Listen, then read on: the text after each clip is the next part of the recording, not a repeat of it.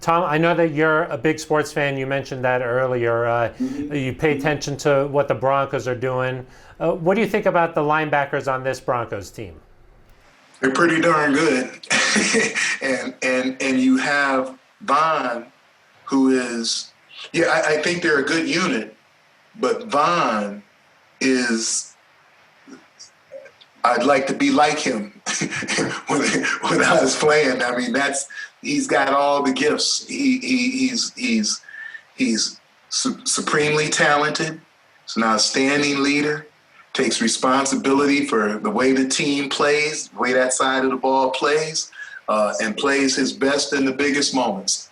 And there's not much more you can ask for than that. I'm a huge admirer, and I think that it's an organization that, led by John, is not going to struggle very often, and when they do, they're not going to struggle very long because he understands what it takes to win. I look back. I'm going to go a little bit off topic, but I look back and the Broncos were looking for another championship, and I had heard that Peyton Manning was interested, and at some point he was going to sit down with John, and I was like just so happy and thrilled because my assumption was, because I know Peyton some as well, was that as soon as he sat down, if Peyton sat down with John, that somehow Peyton Manning was going to end up being a Denver Bronco. That's the only thought I had. I thought, please let him sit down with John. And as soon as I heard that they were meeting, I was like, all right. And the next thing I know, Peyton Manning was a Denver Bronco.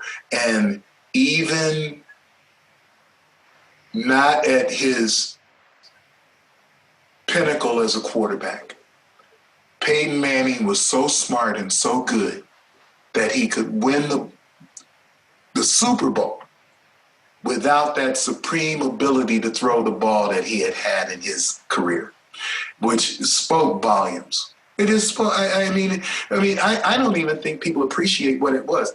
Peyton Manning was at the end of his career, knew that he had a problem throwing the football, and yet he was smart enough and good enough as a player that he could will his team to win the Super Bowl and do enough physically to make it happen.